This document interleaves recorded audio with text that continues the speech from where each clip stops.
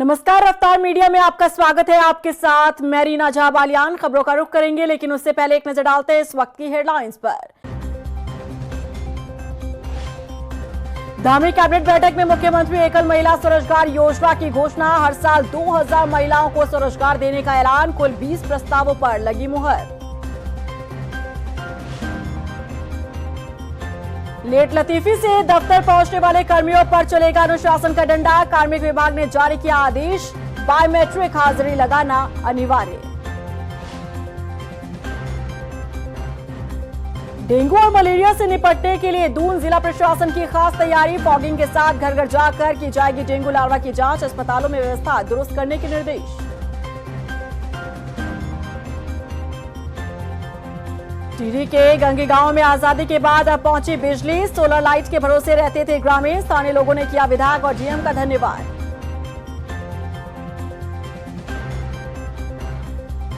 और चलिए अब बुलेटिन की शुरुआत कर लेते हैं। सीएम पुष्कर सिंह धामी आज चंपावत दौरे पर रहे। टनकपुर में एक दिवसीय भ्रमण कार्यक्रम उनका था। विकास योजनाओं की उन्होंने सौगात दी और सीएम के दौरे को लेकर तमाम तैयारियां पहले ही की जा चुकी थी। धामी कैबिनेट बैठक में आज मुख्यमंत्री एकल महिला स्वरोजगार योजना की घोषणा की गई। इसके साथ ही अब हर साल 2000 महिलाओं को स्वरोजगार देने का भी ऐलान किया गया है। सीएम धामी की अध्यक्षता में हुई मंत्रिमंडल की बैठक में 20 प्रस्तावों पर मुहर लगी है। आइए आपको ग्राफिक्स के जरिए बताते हैं कि मंत्रिमंडल की बैठक में किन बड़े फैसलों पर मुहर लगी है। धामी कैबिनेट ने ऑपरेशन सिंदूर के लिए मोदी सरकार को बधाई दी। मुख्यमंत्री एकल महिला स्वरोजगार योजना की घोषणा की। निराश्रित एकल महिला एंटरप्रेन्योरशिप को बढ़ावा देने के लिए 75% सब्सिडी देने की योजना को मंजूरी मिली।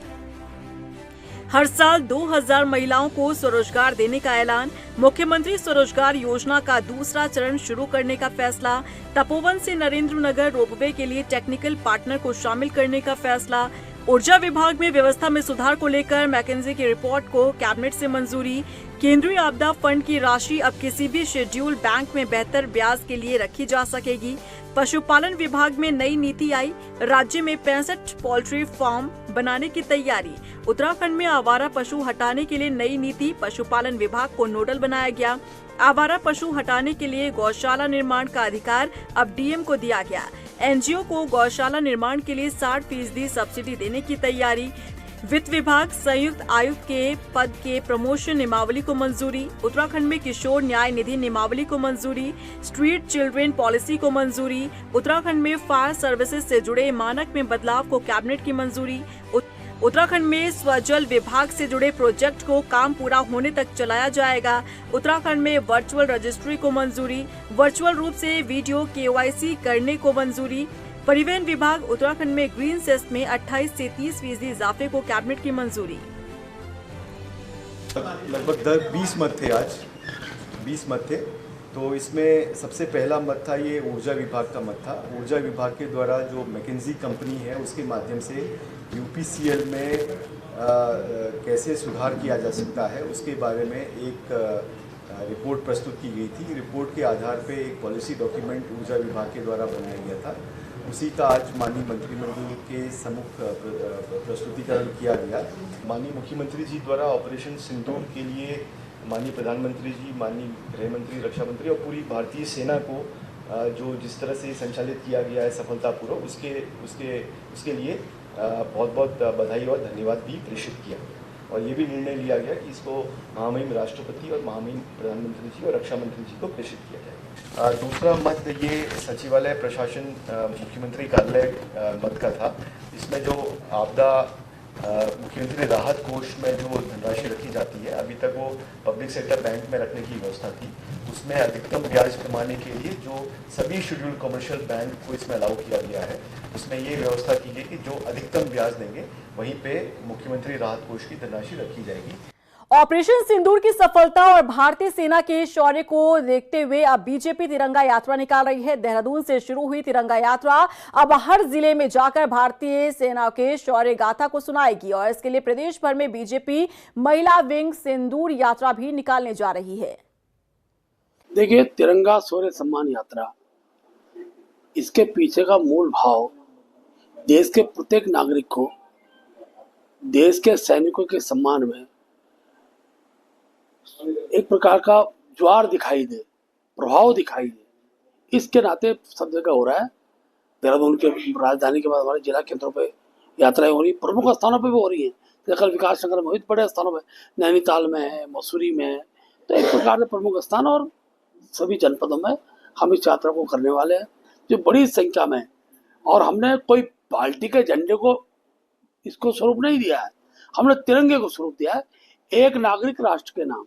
उत्तराखंड के सरकारी कर्मचारियों के लिए जरूरी खबर है। लेट लतीफी से दफ्तर पहुंचने वाले कर्मियों पर अब कार्रवाई की जाएगी। जी हां, कार्मिक विभाग ने एक आदेश जारी करते हुए कहा कि सभी कर्मियों को बायोमेट्रिक हाजिरी लगाना जरूरी है। साथ ही 9:45 तक दफ्तर पहुंचना होगा। साथ ही महीने में 1 दिन की देरी से आने पर कर्मचारियों को मौखिक चेतावनी दी जाएगी। महीने में 2 दिन देर से आने वाले कार्मिकों को लिखित चेतावनी दी जाएगी और महीने में 3 दिन देर से आने वाले कर्मचारियों का पैसा कटेगा और 4 दिन से ज्यादा देर से आने पर अनुशासनात्मक कार्रवाई की जाएगी।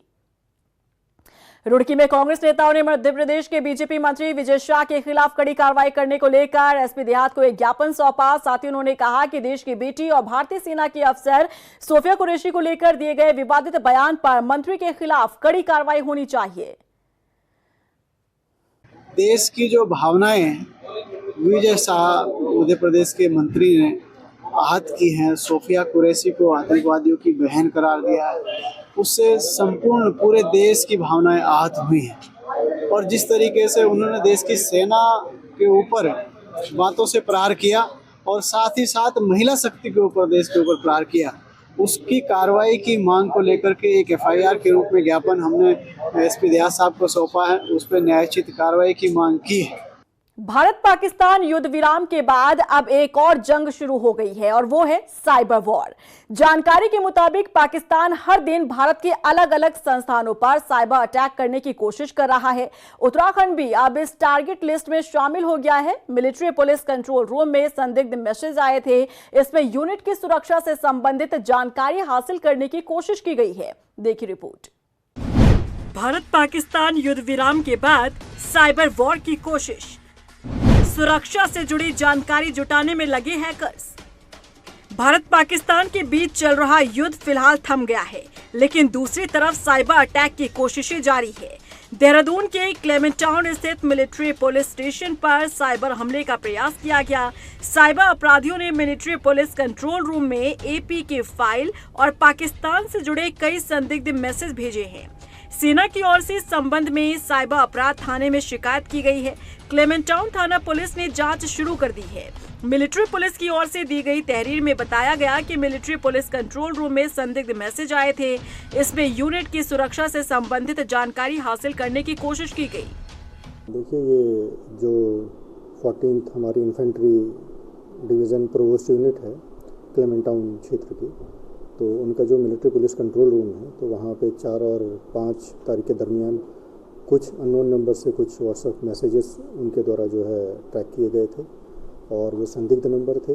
उनमें कोई एपी के फाइल, जैसा कि बताया जा रहा है कि कोई फाइल वगैरह थी, उस फाइल के माध्यम से जो सिक्योरिटी ब्रीच है या जो हमारे क्लेमेंटाउन आउटपोस्ट या जो यूनिट की सिक्योरिटी संबंधित कोई जानकारी है, तो उसको गैदर करने की कोशिश, जैसा कि वादी के द्वारा बताया गया, वो की गई थी।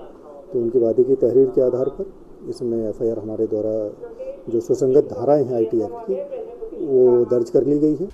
भारत पाकिस्तान के बीच सीमा पर भले ही गोलीबारी थम गई हो, लेकिन अब जंग साइबर स्पेस में लड़ी जा रही है। पाकिस्तान की ओर से भारत के महत्वपूर्ण संस्थानों को टारगेट किया जा रहा है। उत्तराखंड के भी कई संस्थानों के सर्वर पर साइबर अटैक की कोशिशें तेज हो गई है। सूत्रों की माने तो आईटीडीए में मौजूद यूसीसी पोर्टल, राज्य कोषागार यानी ट्रेजरी और अस्पतालों के सर्वर तक को निशाना बनाया जा रहा है। लगातार बढ़ते साइबर अपराधों को देखते हुए अब साइबर कमांडो के विशेष शाखा की स्थापना की जा रही है। देखिए, जैसे मैंने बताया आपको कि 2 तरीके के साइबर में अगर हम उसको बाइफरकेट करें, एक तो साइबर क्राइम होता है जिसको सीसीपीएस डील करता है, और साइबर क्राइम का फ्रंट हुआ, एक साइबर सिक्योरिटी का फ्रंट हुआ। साइबर सिक्योरिटी में सर्ट यूके एक डेडिकेटेड टीम है जो आईटी इंफ्रास्ट्रक्चर की सिक्योरिटी देखती है, और ये सर्ट इंडिया की तर्ज पर है और 82 हमारे जो मैंने बताया आपको साइबर कमांडो चयनित हुए हैं और ये जब प्रशिक्षण पूर्ण करके हमारे आते रहेंगे तो हमारी जो टीम है जो साइबर सिक्योरिटी देखती है, जो कि साइबर अटैक के अगेंस्ट काम करती है, अपने इंफ्रास्ट्रक्चर को किस तरीके से प्रोटेक्ट किया जाए इस फ्रंट पे काम करती है, तो हमारी टीम लगातार इसमें स्ट्रांग होती रहेगी। जैसे जैसे देश डिजिटल हो रहा है वैसे वैसे साइबर सुरक्षा की चुनौतियां भी बढ़ती जा रही हैं, लेकिन देश की साइबर फोर्स हर मोर्चे पर तैयार है। पाकिस्तान की साजिशों को नाकाम किया जा रहा है और ये जंग अब सिर्फ बंदूकों से नहीं, कीबोर्ड और कोड से भी लड़ी जा रही है। तो साफ है, पाकिस्तान अब साइबर वॉरफेयर से भारत को अस्थिर करने की कोशिश कर रहा है, लेकिन भारत की साइबर फोर्स पूरी तरह से सतर्क है और हर चुनौती से निपटने को तैयार है। रफ्तार मीडिया के लिए देहरादून से हिमांशु चौहान की रिपोर्ट। गर्मी के मौसम के साथ ही डेंगू और मलेरिया का खतरा भी बढ़ने लगा है। ऐसे में देहरादून जिला प्रशासन पहले से ही अलर्ट मोड पर है। डेंगू की रोकथाम के लिए घर घर सर्वेक्षण से लेकर दवाओं और जांच व्यवस्था तक खास तैयारी की जा रही है। जिलाधिकारी सविन बंसल ने बताया कि यहां पर वॉलंटियर्स और निगम कर्मियों की टीमें घरों में जाकर लार्वा की जांच और नष्ट करने का काम कर रही है। इसके साथ ही सरकारी अस्पतालों में डेंगू से निपटने के लिए दवाएं, टेस्ट किट्स और यहां पर कई मशीन जो है और ब्लड सैंपल्स लिए जा रहे हैं। देखिए, जो हमारी कम्युनिकेबल डिजीज़ हैं डेंगू मलेरिया, तो उसमें हमारे दोनों एस्पेक्ट्स हैं, प्रिवेंटिव और थेरेप्टिक। तो प्रिवेंटिव एस्पेक्ट पे हमारे घर घर जाकर सर्वेक्षण करने हैं, आशा वर्कर्स को, आशा फैसिलिटेटर्स को, अग्रणी अमला है हमारा, इनके साथ साथ हमारे वॉलंटियर्स भी रखे गए हैं और हमारे निगम के कर्मी भी हैं। तो इन सबको प्रेरित रखना बहुत आवश्यक है। इसके लिए जिले स्तर से उनको एडिशनल 1500 रुपये दिए जा रहे हैं और उत्कृष्ट कार्य करने वालों को 1555 रुपये अतिरिक्त दिए जा रहे हैं, वो संख्या कितनी भी हो। इसके साथ साथ जो हमारे वॉलंटियर्स रखे हैं उनका सुपरविजन भी आशा फैसिलिटेटर्स को दिया गया है ताकि वो उनके नियंत्रण में रहकर, उनके सुपरविजन में रहकर कार्य करें। उत्तरकाशी में महिला अस्पताल में फैली बदहाल व्यवस्थाओं के खिलाफ कांग्रेस कार्यकर्ताओं ने जमकर हंगामा किया। बता दें, जनपद में स्थित महिला अस्पताल में दूर दराज के इलाकों में महिलाएं इलाज के लिए आती हैं, लेकिन डिलीवरी के आखिरी समय पर उन्हें देहरादून के लिए रेफर किया जाता है। ऐसे में आपको बता दें कि कई बार मरीजों को काफी दिक्कतें आती है और कई बार तो इलाज के अभाव में महिलाओं की मौत हो जाती है। बिगड़ी व्यवस्थाओं को सुधारने के लिए कांग्रेसियों ने प्रदर्शन किया है कि पिछले 2 दिन पहले जिला अस्पताल के अंदर जो महिला अस्पताल है उसमें क्या घटना हुई है। हमारी बहन सीमा देवी जो हैं, उनके साथ उनकी नॉर्मल डिलीवरी होने के बावजूद भी उनकी मृत्यु हो जाना, हॉस्पिटल के जो स्टाफ है उन पर प्रश्न चिन्ह खड़ा करता है। तो जिसमें प्रथम दृष्टया जो है हमारे जो गायनेकोलॉजिस्ट हैं उनके द्वारा बताया गया कि प्रथम दृष्टया जो है एम्ब्रियोटिक फ्लूइड एम्बोलिज्म का जो केस लग रहा है। बाकी ये लोग आए थे, शिकायत कर रहे थे कि यहाँ पे हम कई प्रकार की जो है दिक्कतें हो रही है, कोई ड्यूटी समझने पर। तो जो भी प्रकरण थे तो सबकी जो जांच की जाएगी, क्योंकि रोटेशन जो ड्यूटी थी, किस किस ड्यूटी में थे, क्या था, वो पूरा विस्तार से इसकी एक जो है जाँच करके इसका। एक तरफ देश हाईटेक हो रहा है तो वहीं दूसरी ओर आज भी कई गांव ऐसे हैं जहां मूलभूत सुविधाएं तक नहीं। इन्हीं में से एक है टिहरी जनपद का सीमांत गांव गंगी गांव, जहां आजादी के इतने साल बाद अब जाकर बिजली पहुंची है और लोगों के घर रोशन हुए हैं। देखिए रिपोर्ट। टिहरी के सीमांत गांव में आजादी के वर्षों बाद पहुंची बिजली। गंगी गांव में सोलर लाइट के भरोसे रहते थे ग्रामीण। ग्रामीणों ने किया विधायक और डीएम का धन्यवाद। सुनकर अजीब जरूर लगेगा, लेकिन ये सच है कि आज जहां एक तरफ देश हाईटेक हो रहा है, नई नई टेक्नोलॉजी का लोग इस्तेमाल कर रहे हैं, तो वहीं दूसरी तरफ इसी देश में कई गांव ऐसे भी हैं जो मूलभूत सुविधाओं से वंचित हैं। ऐसा ही एक गांव उत्तराखंड के टिहरी जिले का है, सीमांत गांव गंगी, जहां आजादी के इतने सालों बाद अब जाकर बिजली पहुंची है। अब लोगों के घर रोशन हुए हैं। इस गांव में अभी तक 12 परिवारों ने बिजली के कनेक्शन लिए हैं। बता दें कि सीमांत गंगी गांव में अब तक बिजली की कोई सुविधा नहीं थी। आजादी के सालों बाद भी लोग मूलभूत सुविधाओं के लिए जूझ रहे थे। 18 दिसंबर 2018 को गंगी गांव में सड़क पहुंची थी। गांव के लिए बिजली उपलब्ध कराने की जिम्मेदारी उरेडा विभाग को दी गई थी, जो किसी कारणों से पूरी नहीं हो पाई। बीते साल दिशा समिति की बैठक में क्षेत्रीय विधायक शक्तिलाल शाह ने सांसद माला राज्य लक्ष्मी शाह के संज्ञान में ये मामला डाला, जिसके बाद सांसद ने डीएम मयूर दीक्षित को उरेडा की बजाय ऊर्जा निगम को गंगी गांव में बिजली पहुंचाने के निर्देश दिए। गंगी गांव के लोगों ने शासन प्रशासन और विद्युत विभाग का आभार जताया है। ऊर्जा निगम का कहना है कि अभी तक 50 परिवारों ने बिजली के कनेक्शन के लिए आवेदन किया है, जिसमें से काफी कनेक्शन लगा दिए गए हैं। मैं सबसे पहले धन्यवाद करता हूं आप लोगों का, आपके चैनल के माध्यम से जो हमारे आगे आवाज़ पहुंचेगी। और सबसे पहले धन्यवाद तो करता हूं मैं जिलाधिकारी महोदय जी का, मयूर दीक्षित जी का, जिनका अथक प्रयास रहा है यहाँ पे गंगी के लेके सीमांत क्षेत्र में लाइट जानी चाहिए। और माननीय विधायक जी, हमारे भारतीय जनता पार्टी के जितने भी कार्यकर्ता हैं, इतने सब कर्मठ रहे हैं और सबके अथक प्रयासों से यहाँ पे जो है 70 साल बाद जो है हमको रोशनी मिली है। यहाँ पे हमको अच्छी बिजली का वो मिला है। और टिहरी जिले के सुदूरवर्ती गांव जो गंगी, हम सभी लोग जानते हैं कि पर्यटन की दृष्टि से बहुत महत्वपूर्ण गांव है और हमारा अंतिम गांव भी है। आज मैं बड़े हर्ष के साथ आपको बताना चाहूँगा कि ये गांव में आज बिजली पहुंची है। इसके लिए मैं अपने उन पूर्व साथियों का, जिन्होंने इसके लिए बहुत बड़ा संघर्ष किया, और माननीय विधायक जी का और अपने ज़िले के जिलाधिकारी महोदय का मैं बहुत विशेष रूप से आभार प्रकट करना चाहूँगा। वहीं विधायक शक्तिलाल शाह ने सीएम धामी और जिले की टीम का धन्यवाद करते हुए कहा कि उन्हें खुशी है कि गंगी गांव में बिजली पहुंची है। वहीं उन्होंने कहा कि इस कार्य में ऊर्जा निगम और जिला अधिकारी मयूर दीक्षित का विशेष योगदान रहा है। देखिए, निश्चित ये मैं अपने प्रदेश के युवा मुख्यमंत्री आदरणीय पुष्कर धामी जी का और अपने जिले की टीम का भी धन्यवाद करना चाहूँगा। मैं निरंतर इसके लिए संघर्ष करता रहा।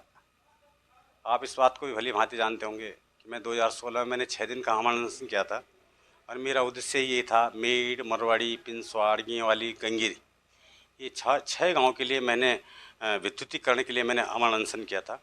जनरल साहब का मुझे फ़ोन आया, महारानी सांसद जो हमारी टिहरी रियासत की, वो आए, उन्होंने मेरा आमंत्रण तोड़वाया। और आज मुझे खुशी है कि समय लगा, लेकिन पूरे 6 के 6 गांव में और विशेषकर गंगी गांव में तो अभी 1 सप्ताह पहले ही वहाँ बल्ब जला, लोगों को लाइट मिली। टिहरी के डीएम मयूर दीक्षित ने बताया कि गंगी गांव में बिजली पहुंचना एक बड़ी उपलब्धि है। सरकार के द्वारा जो हमारे सीमांत गांव है, वहाँ पर बेसिक इंफ्रास्ट्रक्चर है, उसको प्रोवाइड कराने के लिए सभी कदम उठाए जा रहे हैं। इसी क्रम में हमारे डिस्ट्रिक्ट का जो सीमांत गांव है गंगी, वो सबसे दूरस्थ गांव भी था। वहाँ पर अभी तक बिजली की सप्लाई नहीं थी और केवल सोलर लाइट्स के भरोसे ही गाँव के लोग अपना जीवन यापन करते थे। इसमें राज्य सरकार के द्वारा अनुमोदन प्रदान किया गया लास्ट ईयर, और उसमें हमने तीव्र कार्य करते हुए वहाँ तक पावर लाइन पहुँचाई है और वहाँ पर अब बिजली के कनेक्शन भी दिए जा रहे हैं। और इसके साथ ही वहाँ पर सड़क की जो समस्या थी वो भी पूर्ण कर ली गई। देर से ही सही, लेकिन अब टिहरी के गंगी गांव के लोग उजाले में रह पाएंगे। घर में बल्ब जलेगा, पंखा भी चलेगा और गांव से अंधेरा भी छटेगा, क्योंकि अब गंगी गांव जगमगाएगा। रफ्तार मीडिया के लिए टिहरी से पंकज भट्ट के साथ देहरादून से ब्यूरो रिपोर्ट।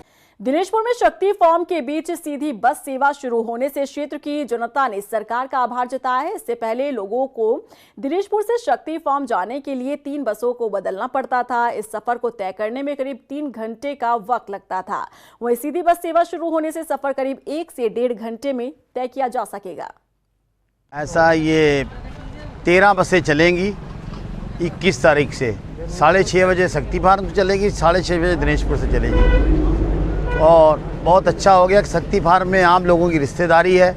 यहाँ से बैठेंगे वहाँ उतरेंगे, वहाँ से बैठेंगे शक्ति फार्म से यहाँ उतरेंगे। इससे बड़ी सुविधा तो हो ही नहीं सकती है। पहले लोगों को रुद्रपुर जाना पड़ता था, फिर किच्छा बस से बैठना पड़ता था, फिर जो बेचारे बस वाले थे फिर शक्ति फार्म। अब सीधा शक्ति फार्म से बैठेंगे, सीधा दिनेशपुर आएंगे। बस ओनर हूँ मैं। ये बसें शक्ति फार्म से रुद्रपुर होते हुए सीधे दिनेशपुर पहुँचेंगी और दिनेशपुर से रुद्रपुर किच्छा होते हुए शक्ति फार्म पहुँचेंगी।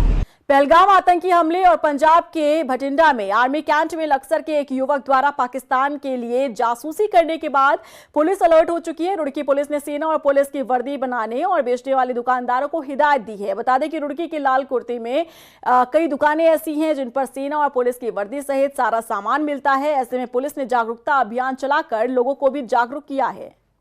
देखिए, कुछ समय पहले आप लोगों ने ये मैटर उठाया था कि कई बार वर्दी की आड़ में फर्जी लोग घूमते हैं, तो काफ़ी समय पहले भी हमने अभियान चलाया और अभी थोड़ा सेंसिटिविटी के हिसाब से एक बार फिर इसमें हमने निर्देश किए थे कि जो भी ऐसे लोग हैं जो यूनिफॉर्म बेचते हैं वहाँ प्रॉपर चेक करें। चूँकि पिछले 10-15 दिनों से नेशन वाइड थोड़ा अलर्ट है, तो लगातार ये हमारी SOP भी रही है कि हम लगातार सत्यापन करते हैं। तो इस संदर्भ में हमने फिर से आज एक अभियान चलाया। वहीं हल्द्वानी में पुलिस ने सुरक्षा को देखते हुए सेना के ड्रेस बनाने वालों को जांच करने के निर्देश दिए हैं। सिटी मजिस्ट्रेट AP वाजपेयी ने बताया कि सुरक्षा के लिहाज से शहर में सेना की वर्दी दिए जाने के जो नियम हैं उनका पालन करवाया जाएगा। साथ ही सेना की वर्दी या कपड़ा बेचने वालों का सत्यापन होगा और बिना ID कार्ड या जांच के किसी को भी सेना की वर्दी नहीं दी जाएगी। ये प्रकरण अभी संज्ञान में आया है कि जो हमारे सशस्त्र बल हैं उनसे संबंधित जो गणवेश है या अन्य सामान है उसके विक्रय के संबंध में कुछ सूचनाएं मिली हैं।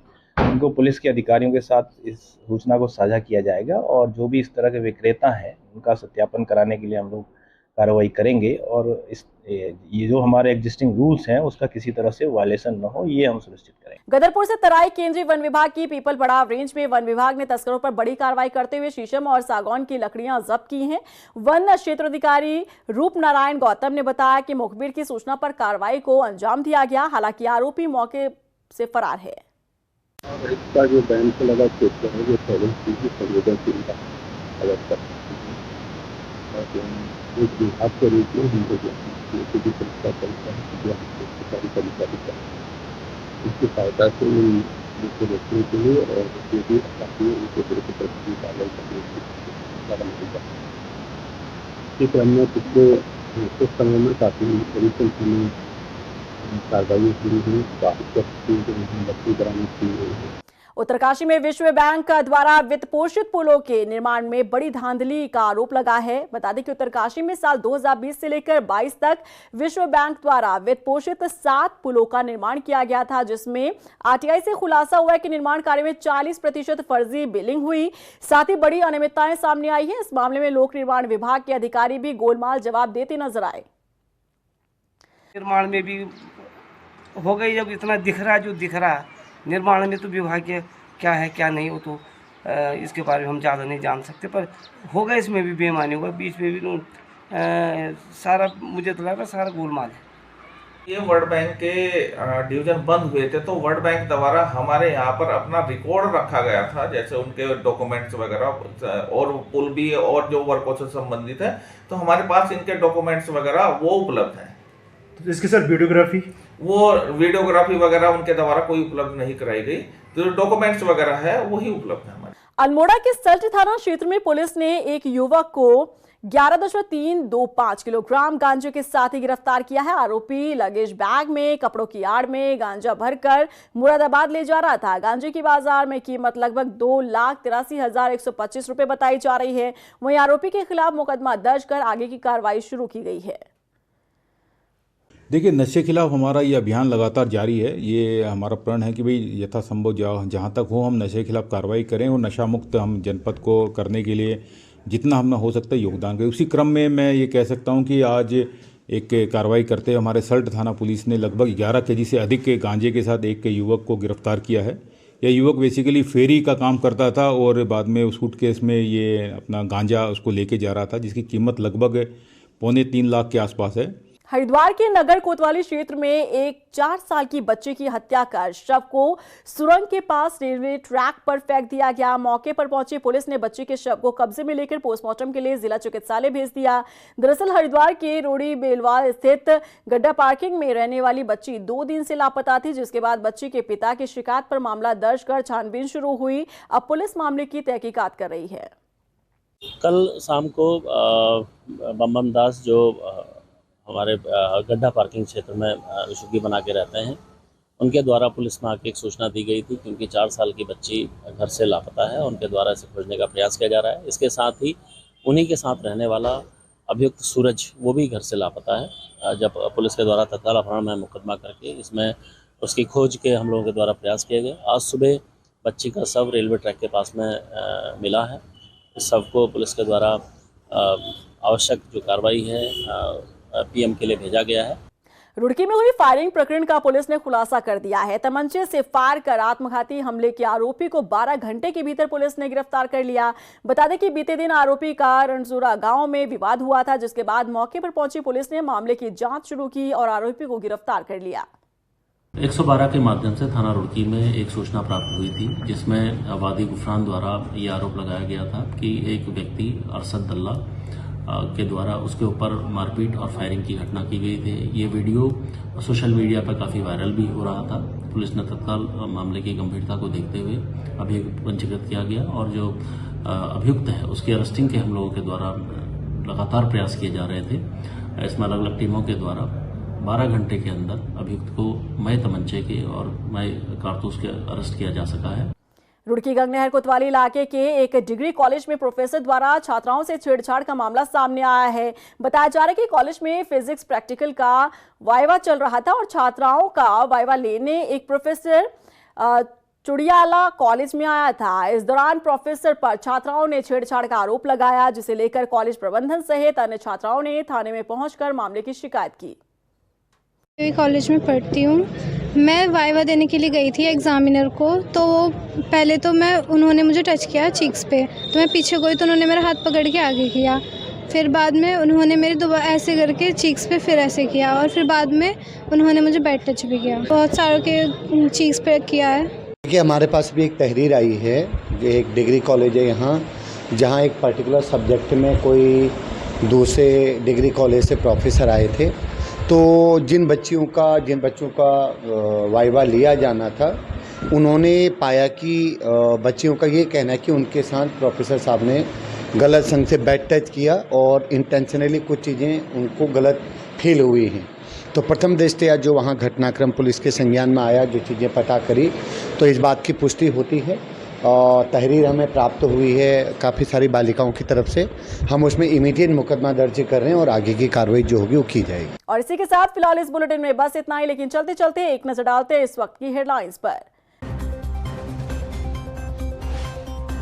धामी कैबिनेट बैठक में मुख्यमंत्री एकल महिला स्वरोजगार योजना की घोषणा। हर साल 2000 महिलाओं को स्वरोजगार देने का ऐलान। कुल 20 प्रस्तावों पर लगी मुहर।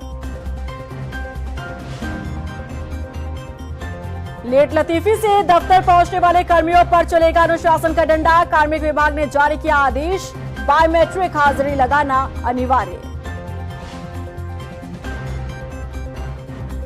डेंगू और मलेरिया से निपटने के लिए दून जिला प्रशासन की खास तैयारी। फॉगिंग के साथ घर घर जाकर की जाएगी डेंगू लार्वा की जांच। अस्पतालों में व्यवस्था दुरुस्त करने के निर्देश। टिहरी के गंगी गांव में आजादी के बाद अब पहुंची बिजली। सोलर लाइट के भरोसे रहते थे ग्रामीण। स्थानीय लोगों ने किया विधायक और डीएम का धन्यवाद।